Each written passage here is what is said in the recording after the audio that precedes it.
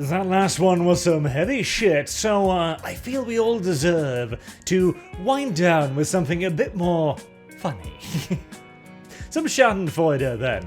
Fortnite, video game maker Epic Games to pay more than $500 million over FTC allegations of privacy violations and unwanted charges.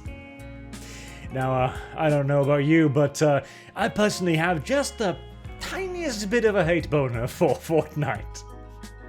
For no particular reason. Call me a grumpy old bastard if you will, I kinda deserve it. It's the new shiny thing for all the kids, and I do despise it.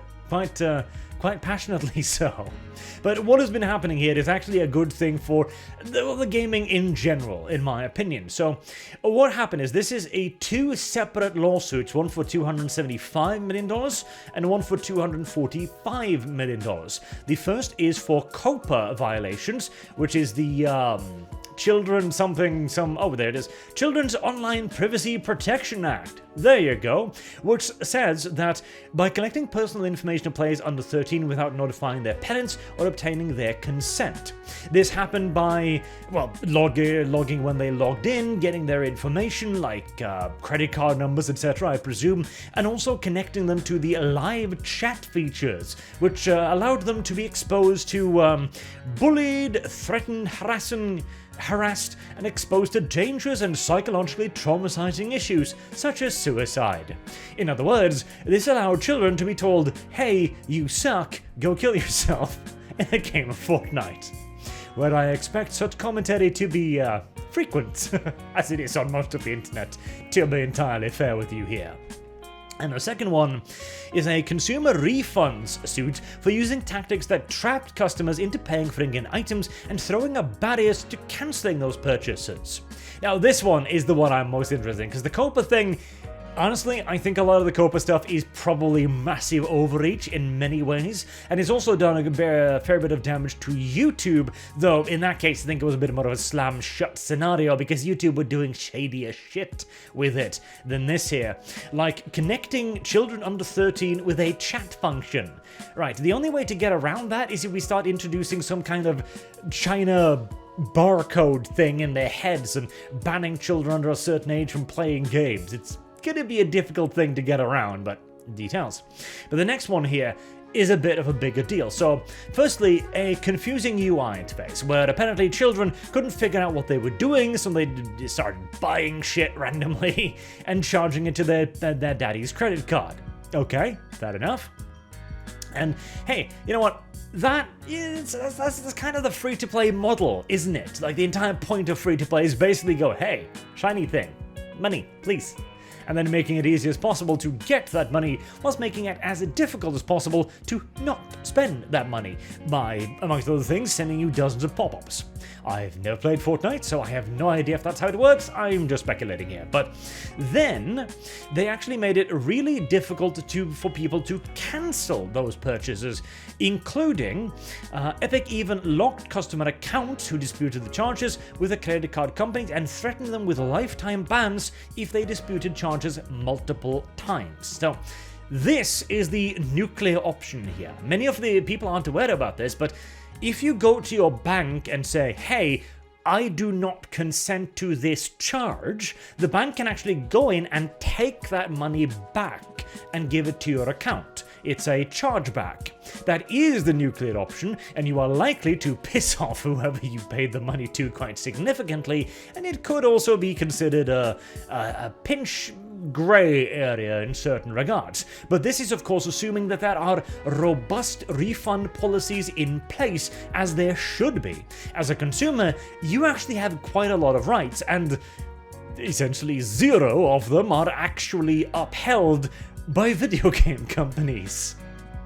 No shit, like, your rights for refunds, for example, extend well beyond what any online video game store gives you. Like, Steam is in flagrant violation of basically the law of every single nation it operates in, and it has been fined heftily for doing so again and again, but well, it doesn't actually matter, because that's the problem. They mention that kind of here as well, right? So Fortnite Epic had $5.7 billion in revenue in 2021. So being fined $500 million sucks, but it doesn't actually really matter, does it? That's the problem.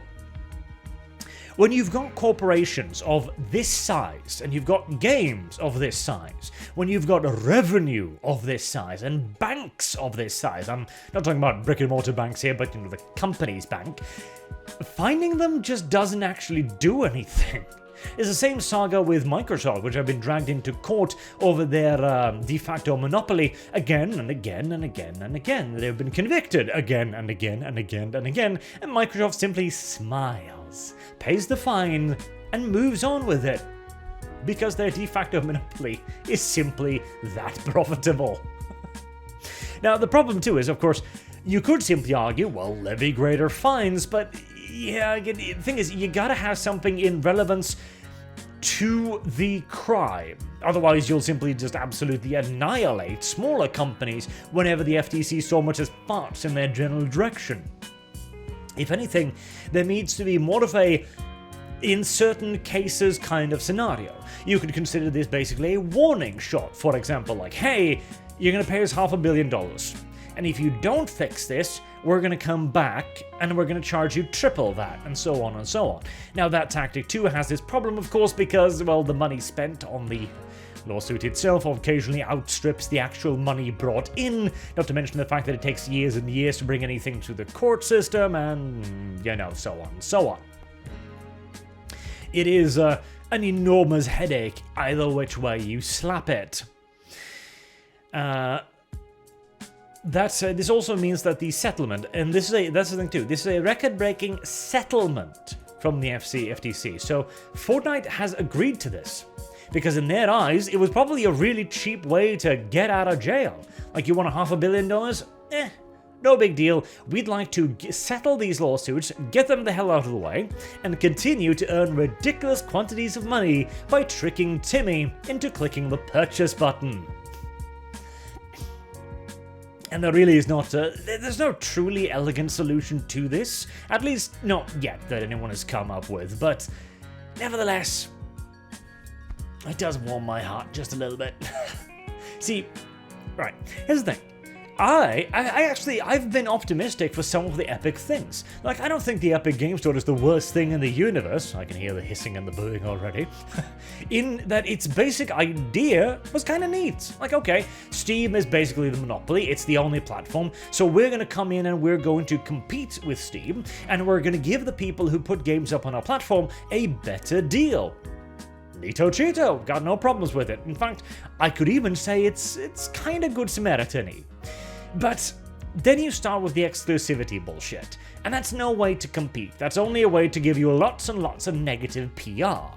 And then you also then deliver us a platform, the Epic Game Store, which is just actually awful. Like, you spend millions, hundreds of millions on exclusives, yet you can't build a bloody store page. Like, surely it can't be that difficult. Maybe this is just the Californian programmer problem, where you've got a staff the size of Twitter, like 5,700 employees, none of which do any work, and so nothing ever happens. Maybe, I mean, it sure was the case at Twitter, as Elon fired over half of the bastards, and the platform is still running better than previously, and is introducing new features at a quicker pace than previously. Me thinketh that Epic might want to look into the fire them all strategy at some time soon, and maybe actually deliver a store page, because that is my primary critique of Epic Games right now, the fact that they are continuing with the predatory business practices, even more predatory than initially assumed apparently, and still can't deliver the basics of what they promise. A storefront for games. It's such a ridiculous situation too. Oh well. It's nice to have something more relaxed, isn't it? We're not talking about that previous video, we're talking about Epic, about a stupid video game company doing stupid things who spent years trying to implement a shopping cart feature.